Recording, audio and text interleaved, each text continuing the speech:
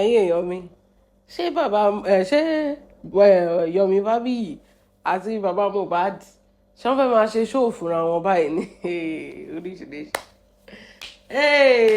tírélà ti gbà rí yín kọjá nǹkan tó so yín pọ̀ náà ló máa tún yín ká tírélà Dangote ti sáré gbà rí yín kọjá tó bá jẹ́ pé bẹ́yìn méjèèjì come together lórí òótọ́ kì í ṣe pé àbòsí ló pa yín pọ̀ torí nǹkan tẹ́ fẹ́ jẹ ní oúnjẹ kẹ́ ẹ gbọ́n àti bàbá tọmọ ẹ kú àti Yomi activist ti sọnù celebrity turned activist actor turned activist tó ń lọ from embassy to embassy tó ń lọ from Aso Rock to White House tó ń lọ bá gbogbo president tó lóun fẹ́ mọ ikú tó pa Mohbad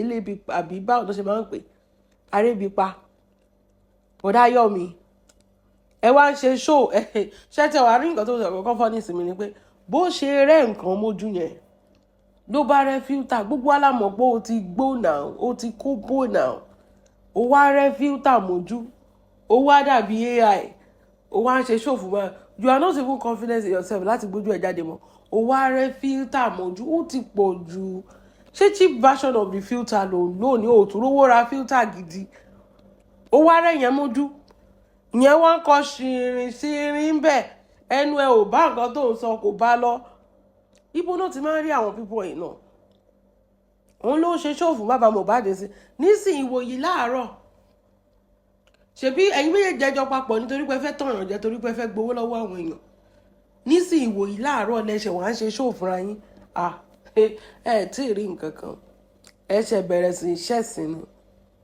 torí bẹ́ẹ̀ ṣe tú ọmọ ọlọ́mọ under the bus tẹ mú ọmọ yẹn tẹ tú ẹ̀ under the bus tẹ́ fi sínú gbogbo máìdá àwọn èèyàn pò òun ló pa Mohbad ọmọ ọlọ́mọ tí ò mọ nǹkan kan tẹ́ bẹ̀rẹ̀ sí drag ẹ̀ tí bàbá Mohbad wéyàn tó kẹtàn Sùlíyá kẹtàn tó ń wá yẹn kiri nísìnyí lẹ́sẹ̀ wà ń bá yá ara yín jẹ́ tí ìbẹ̀rẹ̀ o gbogbo nǹkan tẹ́ ẹ ṣe fún Ọmọ́wùmí ẹ wò ojú yín máa bó lórí social media Yomi wá sọ pé ṣé bàbá Mohbad ò lè kọrin ni ṣé bàbá Mohbad ò lè kọrin fún Wùmí ni kò kọrin fún Wùmí rí ṣé ẹ rí bí Wùmí ṣe ń píìkì gbogbo yín lẹ́yìn ọ̀kan Yomi tó bá ti bí ẹ̀dá ìwọ lọ Nàìjíríà wọ́n máa píìkì ẹ̀ báyìí ìwọ lọ Nàìjíríà ṣé ẹ rí bí ẹni kí bàbá Mohbad lọ kọrin kò kọrin gan wọ́n sùn ẹ̀ ṣé kó tó wá lọ kọrin kó lọ ṣẹ̀wọ̀n mọ́tà rẹ̀ kò kọrin lásán gan wọ́n sùn ẹ̀ kí ló dénà àwọn ọkùnrin torí àti jẹ àti mu ẹ wo nǹkan tó ń drag ọmọ kékeré bàbá Mohbad ń drag Liam torí birthright ẹ̀ torí nǹkan tí bàbá ẹ̀ múlẹ̀ fún torí pé bàbá Mohbad ò fẹ́ ṣiṣẹ́ ó ń drag Liam torí wíìlì Liam ni bàbá Mohbad fi ń drag Liam yìí Yomi mi ìwà mọbi tí gbogbo kinní tó gbà kan Yomi actor ni eléré orí ìtàgé kó máa ṣe múvì ẹ̀ kò rí yẹn ṣe kò tí ẹ̀ rí múvì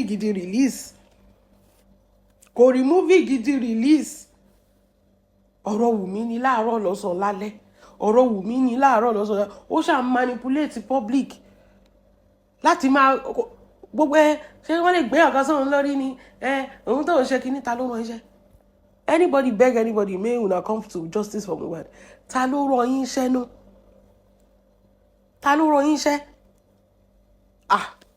ó lágbára o lórí social media yìí ó lágbára o ẹ̀yin èèyàn mi òun ní báyìí tẹ́ wá ń bojú ara yín jẹ́ ìjà ò tí ìbẹ̀rẹ̀ èso sì ń jábọ́ ẹ ní sùúrù ẹ ti máa bá yá ara yín jẹ́ dáadáa tá máa ra popcorn báyìí tó máa dàbí season film àbí documentary ni gbogbo nǹkan tẹ́ ẹ ṣe lẹ́yìn lẹ́sìn máa wá tú àṣẹ ara yín lórí ní gbangba gbogbo nǹkan tẹ́ ẹ ṣe fọ́mọ yẹn ẹ sì ní sùúrù ọjọ́ ọ̀rọ̀ ò tí ì tó ìjà ò tí ì bẹ̀rẹ̀ ìsọ yín ti ń jábọ̀ ẹ ní sùúrù ẹ máa gbé wa débẹ̀ but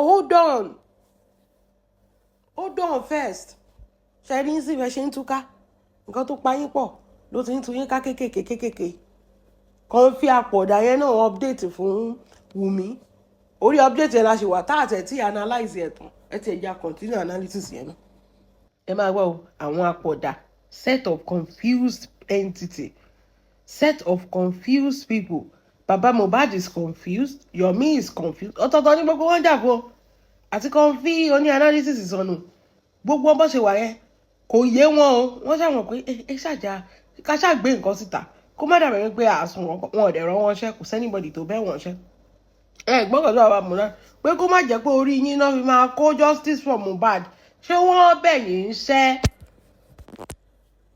ṣé wọ́n bẹ̀ àwọn ará ìlú iṣẹ́ ṣe ni o wọ́n ọ̀bẹ̀ wọ́n ṣẹ́ o kò sẹ́nìbọ̀dì tó pé wọ́n pé ó yá o ẹ wá bá wa jà fún justice for Mohbad àìní nǹkan ṣe gbọ́yọ̀ mi ní òun fi lélẹ̀ òun fọ̀nà lẹ̀ òun lọ ń jà fún justice for ta ló rán iṣẹ́ ṣé oníṣẹ́ ṣe tó sọ pé ó máa fi ilé ẹlẹ́ òun máa fọ̀nà ẹlẹ́ wàá máa jà fún justice for Mohbad kiri ta ló rán wèrè iṣẹ́ ẹ máa gbọ́. wọ́n ní Mohbad's lawyer once said there was no evidence to follow up his petition on bullying, but those video clips suddenly surfaced after he spied. Could those be the same video Mohbad referenced in his leaked voice notes when he said, "Is this what you will post after you and your family pied me?" Was Mohbad's video that he recorded of if anything happened to me? Ṣé Wùmí wà bẹ́ẹ̀ ìgbà tí Mohbad ní ṣe live ni o kì í ṣe tẹ́ bá tẹ̀ yọ tweet kúrò tẹ́ sọ pé it could be anybody. What about the live video the guy was doing? Was Wùmí there?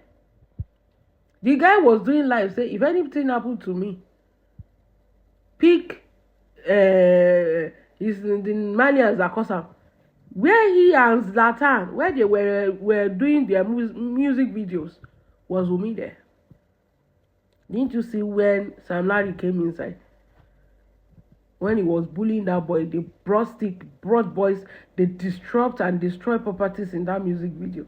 And you were saying that the lawyer once said there was no evidence to follow up his petition on bullying, but those video clips suddenly surfaced after he spied.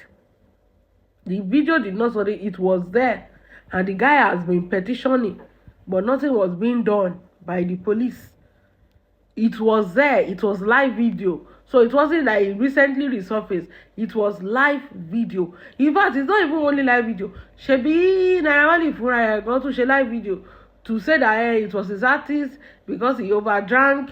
This was there, live video. Only could be, how can it be the same thing? In the video where they were beating Mohbad, was it Wunmi that was beating Mohbad? Oh Lord. In the video where Mohbad said, tó bá pa mí tán ṣé nǹkan tẹ́ fẹ́ post ni, he wasn't referring to the bullying of the Sam Larry and Naira Marley because that is entirely a different matter. Mohbad was not referring to that video. They were constantly bullying that boy. It fi pa. Only could this be the same video Mohbad was referring to in the leaked voice note when he said, if this is what you post, you and your family after you pay me. Let me tell you something. Are you insinuating that Wunmi is working with the Malians? Because obviously, as of right now, I'm okay, both the Malians and Wunmi, they are not even in the same group. If Wunmi is working with the Malians, why will Mohbad create immunization?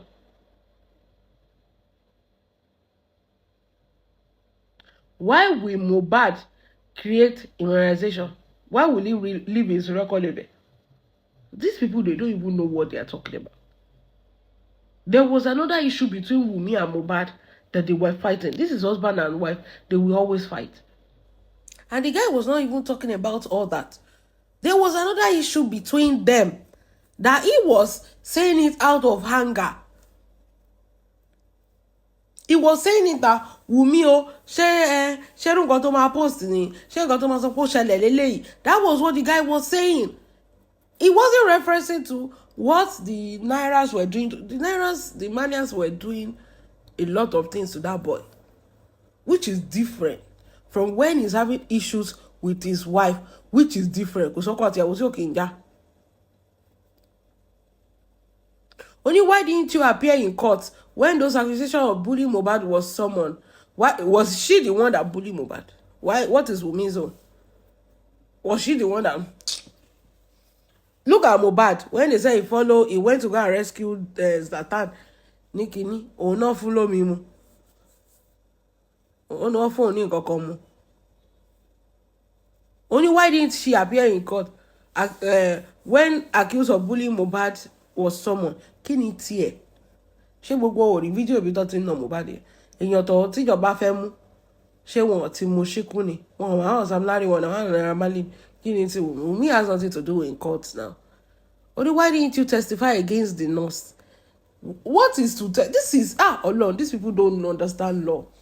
This is all the people against the government. Think about it, it's against the government. All the people against the government. Mohbad is now with the government. Government no want justice. Wunmi has nothing to say. Government no want justice. That is why government will run a DNA, a autopsy, a toxicology. Nǹkan tí nurse fi sára Mohbad. Government now is now a nurse against the government. Pé nurse pa èèyàn. No, our people are yóò kàwé. So you think it's Wunmi that will be? Ṣé rò pé Wunmi ló ń ṣe gbogbo kìíní ni? It's the government. It's the judge. It's the court. It's the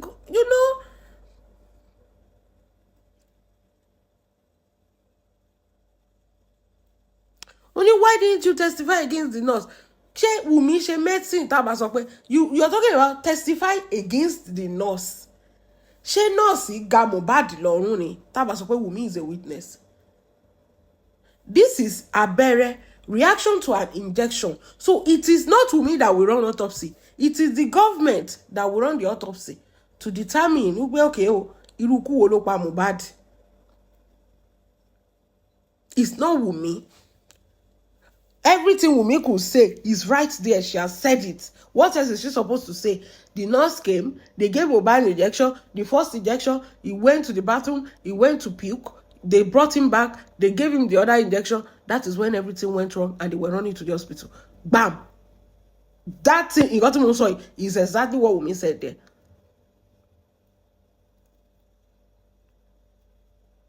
So, why would she testify against the nurse? Look at what you wrote. No.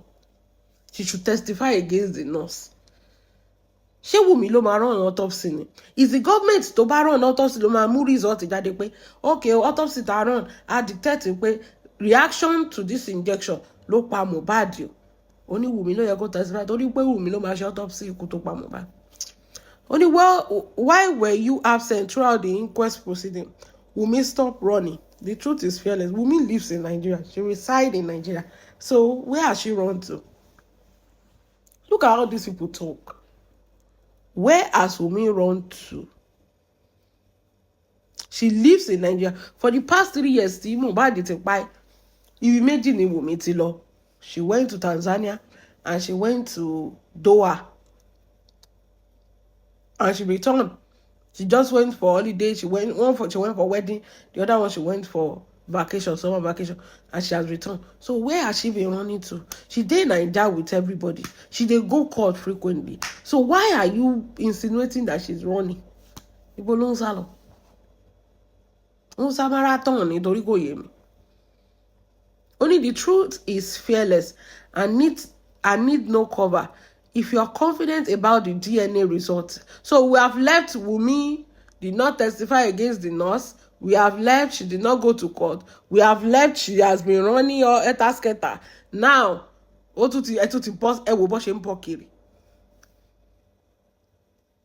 only if you are confident about the DNA results, post them publicly. Transparency, fear, no accusation. Shebi, oh my God, these people were long. The confusion was the person. Now say one or doctor DNA tó sọ pé wọ́n ṣe ń gbà yẹn. Ẹ̀yin lẹ sọ bẹ́ẹ̀ o. Wípé tí bàbá wa sọ pé òun ò lè gbà ní DNA àfi tó bá ṣe ní kíní. Ẹ̀yin lẹ tún sọ pé kó tún lọ post DNA. Like who are these people?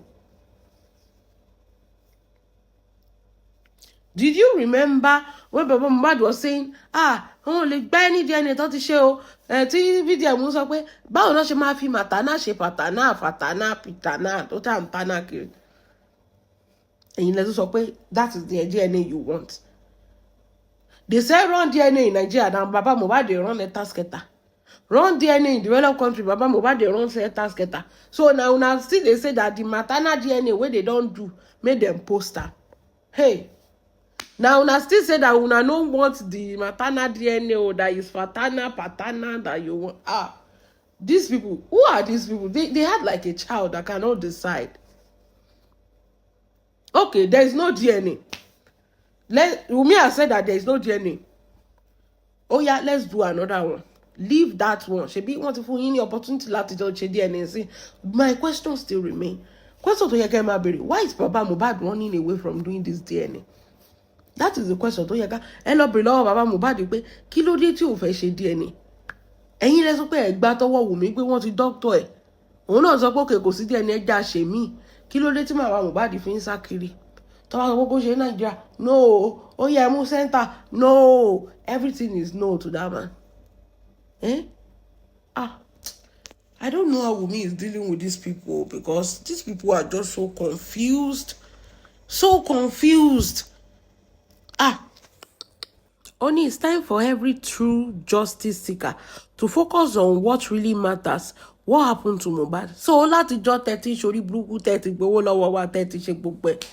Tí Baba Mohbad ṣe tún sọ, focus on what truly matters about what happened to Mohbad. So gbogbo show 30 ṣe 30 tọ camera tọ life parọ́ mọ́mọ́ lọ́mọ pé láṣànà. So all those times you are not focusing on what truly kpai Mohbad.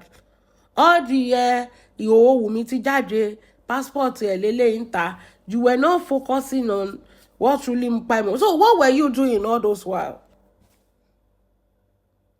Tori, you said it now. Your word against you now. It's time for every true justice seeker to focus on what really matters. What happened to Mohbad?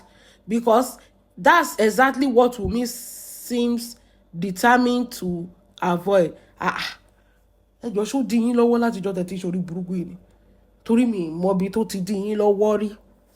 Ẹ ti gbowó, ẹ ti gbalẹ̀, ẹ ti dóbò. Ẹ ṣe 3 sum, ẹ ṣe 4 sum, ẹ lọ sọ́dọ̀ VDM, ẹ lọ kò sí nǹkan tẹ̀ tí lọ. Wọ́n lẹ́sẹ̀ ti padà, ẹ pòbì, ẹ pàbídún lórí ikú Mohbad. Still náà, ẹ tí wà focus. Wàhálà tí ó. Ẹyẹ èèyàn wà láwọn àtiwọ̀. Ìgbà wo lẹ wá fẹ́ wà focus lọ́dún kẹta? So ẹ tí focus. Ẹ ti gba SAN, ẹ ti gba lọ́yà, ẹ ti gba barrister, kí lẹ̀ tí gbà?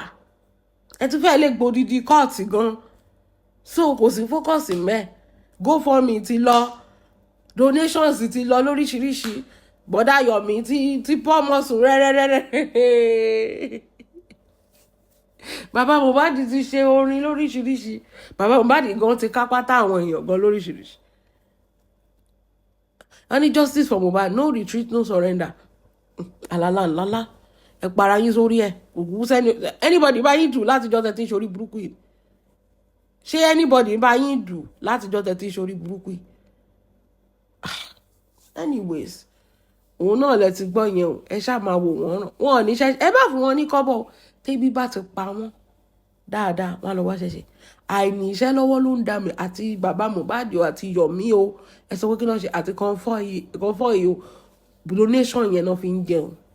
Àìníṣẹ́ lọ́wọ́. Ẹ rí pé Bukky ẹ má wọrí mú fọlọ́run bàbá mi ṣe kinní kan. Àṣẹ̀wọ̀n àṣẹ̀yìnbọ̀ ìgbà tó wó wọlé tó ń ṣàpapín. Kí ni wọ́n ṣe? Oníkálukú get the fucking. It's all about the monetary gain to these people. They don't care about the boy. They don't care about anything. Nǹkan tó máa rí jẹ́ ń bẹ́ẹ̀ náà fi lóṣòótì. Ẹ má dá wọn lóhùn. Ẹ má dá wọn lóhùn.